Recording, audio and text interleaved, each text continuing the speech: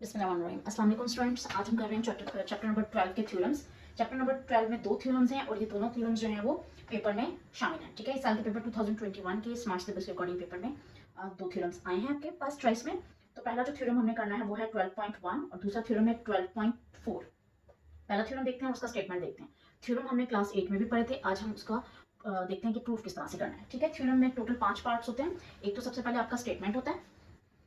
Statement वैसे तो आपको पेपर में गिवन होता है, लेकिन आपको याद होना चाहिए ताकि आपको अंदाजा हो कि आप कौन सा थ्योरम प्रूफ करने जा रहे हैं। तो पहला थ्योरम का स्टेटमेंट है, फिर आपको गिवन क्या है वो आपने लिखना होता है, फिर आपने प्रूफ क्या करना है आपने वो मेंशन करना होता है। और अगर आपको कहीं पर थ्योरम प्रूफ करने के लिए थ्योरी यूज करने के लिए कहीं पे कुछ कंस्ट्रक्ट करना पड़ता है वो आपने लिखना है, उसके बाद हम थ्योरम को प्रूफ करने की तरफ जाते हैं। तो ठीक है, सबसे पहले हम देखते हैं कि स्टेटमेंट क्या है। Any point on the right bisector of a line segment is equidistant from its end point. Question में आपसे कह रहा है कि अगर आपके पास एक राइट बाइसेक्टर हो किसी भी लाइन सेगमेंट का, यानी सबसे पहला जो चीज आपको यहाँ पर गिवन है वो क्या है, लाइन सेगमेंट है। ठीक है, लाइन सेगमेंट किसी भी लेंथ का एक line segment right bisector. Right का मतलब होता है कि आपके पास जो मिड पॉइंट है उसके ऊपर एक 90 डिग्री का एंगल बन रहा है। वैसे तो ये कंपास से ड्रॉ किया जाता है, लेकिन हम इसको सिंपली ड्रॉ कर रहे हैं। ठीक है, और इसको हम करेंगे एक्सटेंड। ये राइट बाइसेक्टर यानी ये यहाँ पर 90 डिग्री का एंगल बना रहा है। ठीक है जी, 90 डिग्री राइट बाइसेक्टर का मतलब होता है 90 डिग्री। अब इस पॉइंट को हम नाम दे देते हैं। सबसे पहले तो हम लेते हैं यहाँ पर लाइन सेगमेंट हमारे पास है ए एंड बी, और जिस पॉइंट पे ये कट कर रहा है इसको हमने नाम दे दिया है पॉइंट सी का। ठीक है, हमने उसके ऊपर एक लाइन सेगमेंट ड्रॉप किया है, इसको हम नाम देते हैं, ये है एल और ये है आपके पास एम।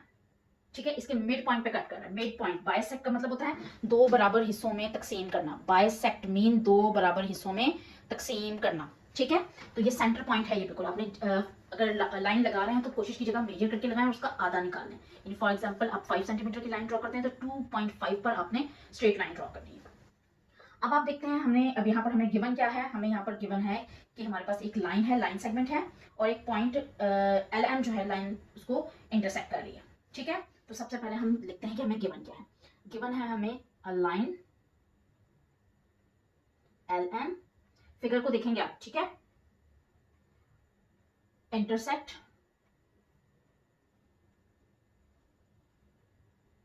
लाइन सेगमेंट, कौन सा लाइन सेगमेंट था हमें given, A B line segment को। ठीक है, एट पॉइंट, कौन से पॉइंट पे कट कर रही है, सी पे। ठीक है, सच दैट इस तरह से कि आपके पास ये जो दोनों लाइंस हैं यानी A B is perpendicular to L M या L M is perpendicular to A B. ठीक है, A B is perpendicular to L M या L M is perpendicular to A B. अच्छा, अब यहाँ पर एक चीज हमें और गिवन है और वो ये है कि यहाँ पर आपके पास ये डिस्टेंस हमने कहा ये बाइसेक्ट कर रहा है। बाइसेक्ट, बाय का मतलब होता है दो बराबर हिस्से, इसका मतलब है ए से लेके सी तक का जो डिस्टेंस है वो अप्रोक्सीमेटली इक्वल होगा बी से लेके सी तक या सी से लेके बी तक के डिस्टेंस के। ठीक है, अब हम ये करते हैं कि हम एक पॉइंट एल से नीचे कहीं पर भी एक पॉइंट ले लेते हैं पी। ओके, और उसके बाद हमें प्रूफ बेसिकली क्या करना है, प्रूफ हमें ये करना है कि हमने जो पॉइंट पी लिया है उसने आपसे कहा है स्टेटमेंट के अंदर क्या, any point on the right bisector of the line. इस पॉइंट लाइन के ऊपर कोई सा भी आप पॉइंट ले लें, किसी भी जगह पर पॉइंट होगा, ऊपर हो या नीचे हो, उसका इन दोनों पॉइंट के साथ जो फासला होगा वो बराबर होगा। आपने ये चीज प्रूव करनी है, यानी आपने प्रूव करना है कि P A is equal to P B. ठीक है, P A is equal to P B. इनके ऊपर लाइन सेगमेंट के सैंबल्स लगे हुए नजर आ रहे हैं और आपने ये सारे सैंबल्स इसी तरीके से लिखने हैं। ठीक है, अब हम क्या कर रहे हैं, कंस्ट्रक्शन में हम ये कर रहे हैं कि हम इसको ज्वाइन कर रहे हैं, क्योंकि हमें ये प्रूव करना है ना डॉटेड लाइन के साथ। कंस्ट्रक्शन जो होती है वो मोस्टली डॉटेड लाइन के साथ शो की जाती है। ठीक है, तो हमने इन दोनों को ज्वाइन कर लिया। अब ये काम हम कंस्ट्रक्शन में लिख देते हैं, joining P to A and B.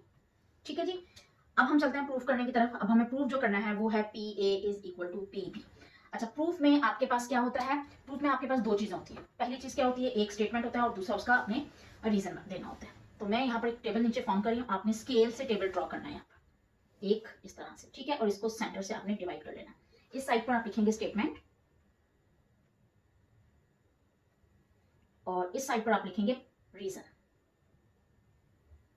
आप जो भी बात कह रहे हैं उसकी आपने रीजन लिखनी है कि आप ये बात क्यों कह रहे हैं। ठीक है, अब देखते हैं हमें स्टेप बाय स्टेप किस तरह से अपने थ्योरम्स को प्रूव करना है। सबसे पहले तो हम देखते हैं हमें नजर आ रही है कि हमारे पास ट्राइंगल बन रही है। कौन सी ट्राइंगल बन रही है? हमारे पास ट्राइंगल बन रही है A C and P. A C and P, क्योंकि हमें ये सेंटर वाला एंगल मालूम है। जिस पे एंगल होता है वो हमेशा सेंटर में लिखा जाता है। जिस वर्टेक्स पर एंगल होगा वो हमेशा सेंटर में लिखा जाएगा। इसी तरह से बी सी एंड पी। तो हम बात कर रहे हैं किसकी? हम बात कर रहे हैं in triangle A C P and triangle B C and P. ठीक है, इन दो ट्राइंगल्स की बात करें। इन दो ट्राइंगल्स के अकॉर्डिंग अगर हम देखें तो हमने अभी ऊपर लिखा है कि ए से लेके सी तक का जो डिस्टेंस है वो अप्रोक्सीमेट बराबर है, तकरीबन बराबर ही होगा। ठीक है, बी सी के बराबर होगा। क्यों? क्योंकि ये हमें क्वेश्चन के अंदर गिवन था। ये पहली रीजन हो गई। अब अगर हम देखें तो हमारे पास ये जो एंगल्स बन रहे हैं, यहाँ पर एक एंगल इस साइड पे बन रहा है और एक एंगल इस साइड पे बन रहा है, ये दोनों एंगल्स भी बराबर होंगे। यानी एंगल ए सी पी बराबर होगा एंगल बी सी पी के। ठीक है, ये एंगल्स के, और ये एंगल जो ऊपर लाइन डाली है इसका मतलब है लाइन साइड में। अब ये क्यों बराबर है? इसकी रीजन क्या है? रीजन ये है कि हमें क्वेश्चन के अंदर गिवन था, थ्योरम के अंदर गिवन कि पी सी जो है वो परपेंडिकुलर है ए बी के ऊपर। ये वाली लाइन जो है इसके ऊपर परपेंडिकुलर है क्योंकि ये इस एल एम लाइन का हिस्सा है। So each angle at C is 90 degree और राइट एंगल। ठीक है, जो भी एंगल अब इसके ऊपर बनेगा, चूंकि ये इसके ऊपर परपेंडिकुलर है तो एंगल जो दोनों साइड पे बनेंगे वो 90 डिग्री होगा। ओके, नेक्स्ट आप देखें, जब हमने ये कह दिया है तो अब इसकी ये आर्म जो है वो दोनों ट्राइंगल के अंदर कॉमन है। यानी दोनों ट्राइंगल के अंदर बात करें तो पी सी जो है वो बराबर है पी सी के। क्यों? क्योंकि ये दोनों साइड पे है, ये इस ट्राइंगल का भी हिस्सा है और ये इस ट्राइंगल का भी हिस्सा है, तो ये हमारे पास कॉमन है। रीजन क्या है? कॉमन है। उसके बाद अब हम देखते हैं कि हमारे पास जो दो ट्राइंगल बनी है, हमने अभी क्या बात की है? हमने अभी ये कहा है कि ये दोनों ट्राइंगल्स में बराबर है और ये भी बराबर है। ठीक है, ये बराबर है और ये दोनों सेम है, एंगल्स भी सेम है, ये दोनों एंगल्स जो है वो भी बराबर है। तो हमारे पास in the triangle, so triangle A C P जो है वो अप्रोक्सीमेट बराबर हो जाएगी ट्राइंगल बी सी पी के। कैसे? S A S postulate. ठीक है, पोस्टुलेट कोई सा भी रिजल्ट होता है जो ऑलरेडी प्रूव्ड हो, हर उसका हम हवाला दे सकें। अब हमने कैसे कहा है? हमने अभी देखिए ऊपर लिखा है ना, हमने कहा है कि ये वाली साइड और ये वाली साइड बराबर है, ये वाली साइड दोनों में कॉमन है, तो दो साइड बराबर होगी और एक एंगल भी बराबर हो गया। ये side angle side postulate apply होता है, तो इसके अकॉर्डिंग दो साइड्स और एक एंगल अगर बराबर होगा तो ट्राइंगल की तीसरी साइड भी बराबर होगी। तो हेंस यहाँ पर हमने क्या प्रूव कर दिया है? हमने प्रूव कर दिया है हेंस पी से ए लेके ए तक का जो डिस्टेंस है वो बराबर होगा पी से लेके बी तक के डिस्टेंस से। क्यों बराबर होगा? क्योंकि corresponding sides of congruent triangles जो हैं वो इक्वल होती हैं।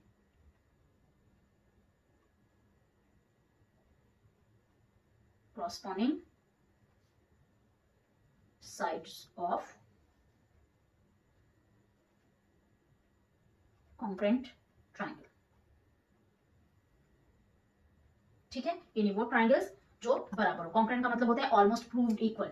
दोबारा देख लीजिए, क्या आपसे कह रहा है कि दो साइड बराबर है, ये वाली दो साइड बराबर है, ए से सी और सी से बी तक भी बराबर है और पी से सी दोनों में कॉमन है और सी दोनों में एंगल भी कॉमन है। तो इसकी दो साइड और दो साइड और एक एंगल कॉमन है, तो जो एसएस थ्योरम है उसके अकॉर्डिंग जो तीसरी साइड होगी वो भी कॉमन होगी। तो हमें यही चीज प्रूव करनी थी कि जो तीसरी साइड यानी ए पी से लेके बी तक और पी से लेके ए तक का डिस्टेंस है वो बराबर है, तो ये हमने प्रूव कर दिया। अब आपने इस थ्योरम को किस तरह से करना है, आपको मैंने अच्छे तरीके से स्टेटमेंट और स्टेप समझा दिए हैं।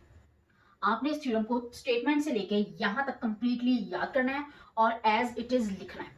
ठीक है, अब आपका काम ये है कि आप इस थ्योरम को याद करेंगे और इसको अपनी कॉपी में लिखेंगे। याद करने के बाद पहले रफ कॉपी में लिखें, अपनी गलतियां सही करें और फिर उसके बाद अपनी फेयर कॉपी में आप इसे नोट करेंगे। Thank you.